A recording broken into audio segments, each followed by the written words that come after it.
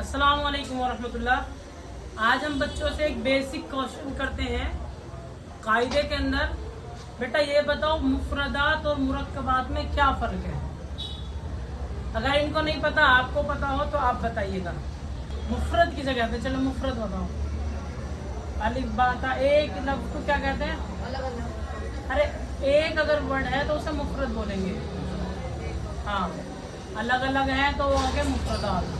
हाँ, मुरक्कबात किसे कहते हैं बताओ जल्दी। जो कोई भी एक हर्फ हो। ना बेटा तुम बताओ। एक से जायद जितने भी हर्फ होंगे वो सब मुरक्कबात बोले जाते हैं। अगर एक है तो उसको बोलते हैं मुफरद, इंग्लिश में बोलते हैं उसको सिंगुलर। एक से जायद है तो उसे बोलते हैं मुरक्कब, इंग्लिश में आ जाता है वो प्लूरल। ठीक है, एक से जायद कितने भी हो, 2 हो, 3 हो, 4 हो, कितने भी हो, सब क्या बोलते हैं? मुरक्कबात बोले जाते हैं। याद रहेगा? ठीक है, एक लफ्ज है तो मुफरद, जायद है तो उसको मुरक्कब कहते हैं।